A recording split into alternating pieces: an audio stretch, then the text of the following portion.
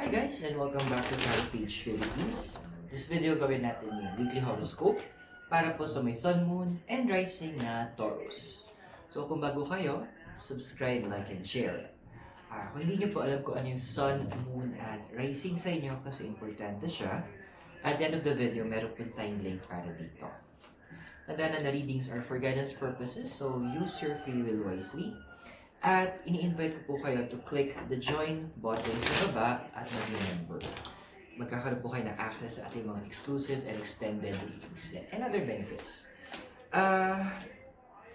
So, kung kailangan niyo po ng private reading, message us on our Facebook page and may admin po tutulong sa inyo. Donations, pwede niyo po ipadala yun using the thanks button sa baba, yung parang heart yun. Taurus, my dear, how are you? So we have here is the Five of Pentacles and time to go. Well, ang dami sa inyo, no? Within this house na you feel that may mga movements kayong kailangan gawin. May mga kailangan na kayong bitawan, may mga kailangan na kayong i-give up. Parang napapagod na yung sa battle na pinagdadaanan nyo. Doon na you are feeling that intensity na ayaw nyo na. Nakakapagod na tong laban na to. You know what? Sometimes giving up is important. Sometimes letting go is actually necessary. Kasi yun hindi natin naiisip yung hindi natin nakikita. Some battles, hindi natin dapat na talagang pinapursue. Some battles needs to be given up. Pero hindi man ibig sabihin nito na kapag binitawan natin yung laban, talo tayo. We are just being wise. Andoon na nagiging marunong lang tayong pumosisyon, iposisyon ng ating sarili at this point. So, ano yung pinapakita ng cards na yan? Literal, it's time to go. So, kung nanghihingi ka ng sign na should you still continue that particular battle or ilaban mo isang bagay na to or andoon na i-pursue mo itong particular na dream, you may take it as a sign right now to let it go. It could be a friendship, a relationship na nagdo-drag down sa'yo. It could be pride. It's time to give it up to the universe. Kasi na ako na hinihirapan din para sa'yo. Ako yung napapagod in your behalf. So, you need to restart na to This is a restart na in-offer ng universe sa'yo. Yung crossing mo is the never-ending story and judgment. Yeah, andoon na para magiging tanong mo, where do I go from here? Yun yung isang bagay na pipigil sa'yo Kasi nasanay ka na ito yung ginagawa mo, nasanay ka na ito yung nangyayari. Nasanay ka na ito yung pinagkakaabalahan mo. And everything na kinasanayan natin, we learned it natutunan na natin siya na gawin. So, the card is actually advising Taurus na kung natutunan mo siya, may option ka to also unlearn it. May option ka na tanggalin yon sa system mo. It's just like parang detoxification. And andun na, it will help you na makapagsimula ka ulit. Kasi yun yung kailangan mo ngayon Taurus makapagsimula ulit. Kasi there are moments in our life na yun yung isang kailangan natin. Makapag-start, makapag-refresh. Kasi may mga bagay na beyond repair, may mga bagay na hindi na natin pwedeng isalba. Na kaka-try natin isalba, the more naman hinahatak tayo pababa, the more tayong nalulunod, the more tayong nauubos. So this is a step, it's a step decision na you need to move forward na din. Even your desire card, strength and go the distance.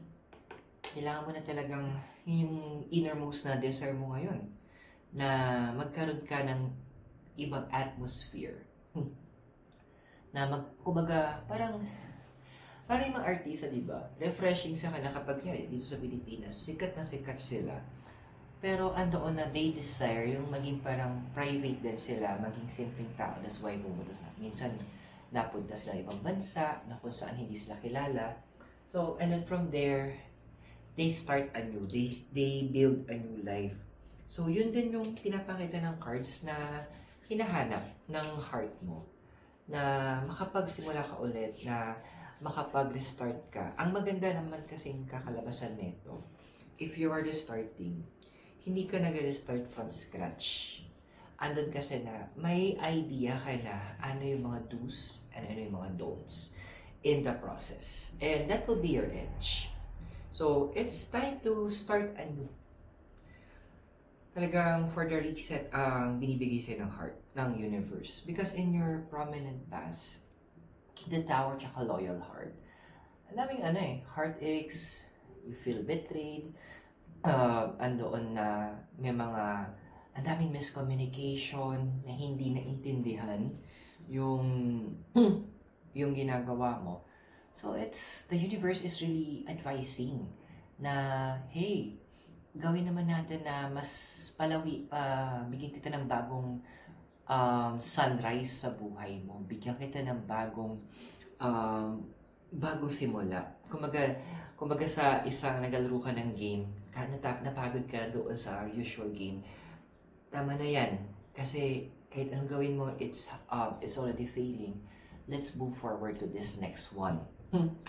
Let's build you a new life. Let's build you, sabi ng universe, a new image. Mag-build tayo ng it could be a career shift. So, andoon na, may binabago yung universe. Meron siyang binibuild in your behalf. Ang hinihintay na ng universe from you is actually yung decision mo to follow the steps, follow the universe doon sa path na ino-open niya for you. And the possible future naman is the Page of Swords tsaka si Flexibility. Madami naman din sa inyo ang magde-decide, and this is the promise. Once na pinili mo na gawin yung restart na yon, ang sabi din ng cards is that andoon na you will feel na everything is different na. Alam mo yung tipong parang isang linggo kang kumakain ng adobo, sabay hahainan ka ng kare-kare. Parang, uy, bago to. Yung susunod yun, may kare-kare, tapos may sinigang na baboy, sinigang sa miso, tapos may mechado, ginugutom ko na yung sarili ko. Sarap kumain. So, ayun, yun yung plan ng universe. Once na nag-decide ka, it's just like para ka tinanggal from a fast food, dalig ka bigla sa isang buffet na kung saan, wow, boom, ang daming foods, ang daming options, daming choices.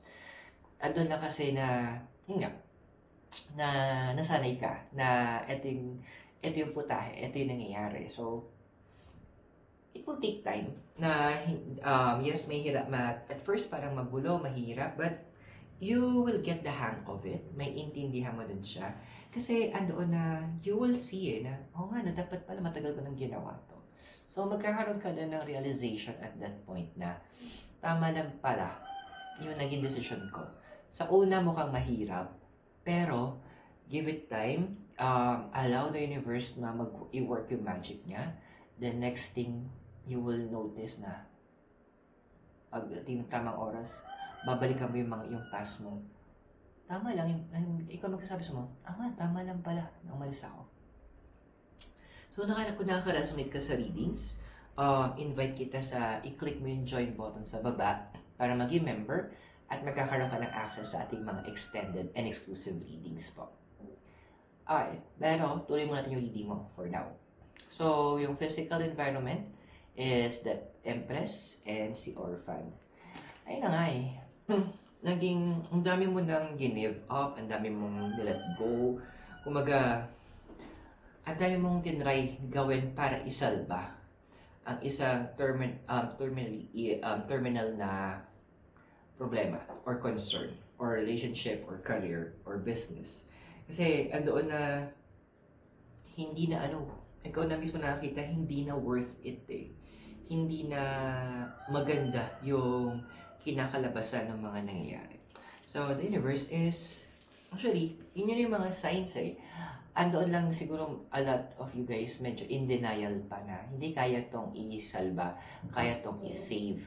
But unfortunately, I'm sorry, there are battles we need to let go.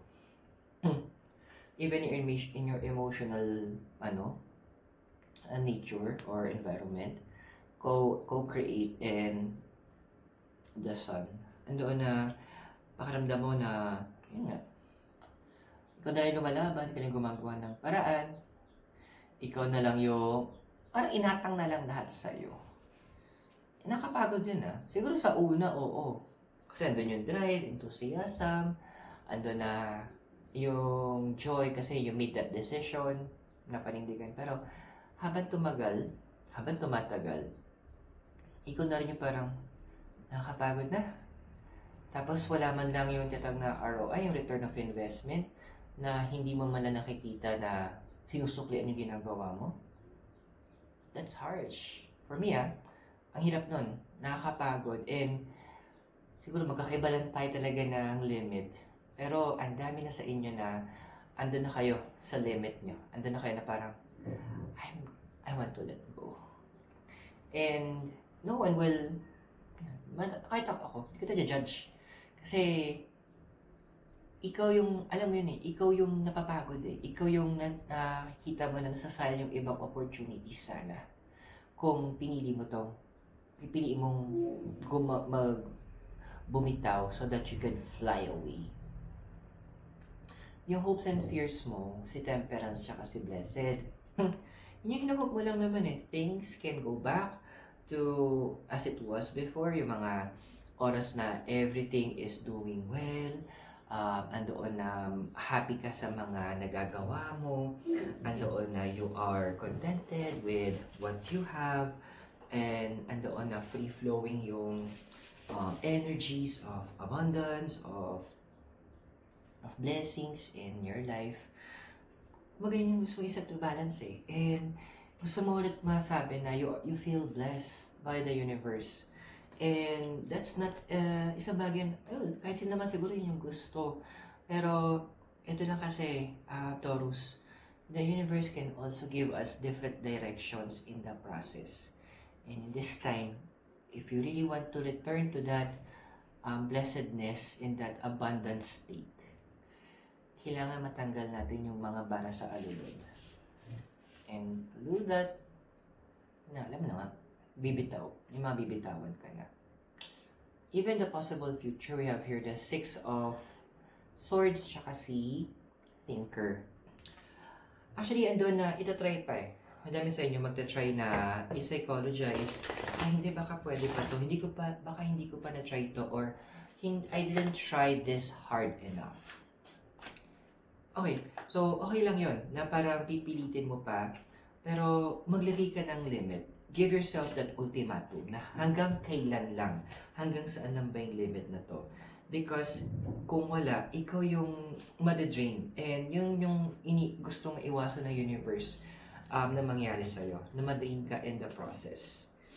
Because kapag let go ka, there are things that the universe will be doing for you na sabihin lang natin na hindi mo ina-expect. So what are those and when can you expect it? I-check natin siya sa extended reading mo. And to access it, i-click mo yung join button sa baba. Tandaan na yung mga readings po, they are for guidance purposes, so use your free will wisely. And if you're new, subscribe, like, and share. So Taurus, maraming salamat sa iyo. God bless, Namaste, Hare Krishna, and blessed be. Na may magkita tayo mamaya sa iyong extended readings. Mula po dito sa Dominican Hill in Baguio City, you have a great day. I'll see you soon. Bye for now.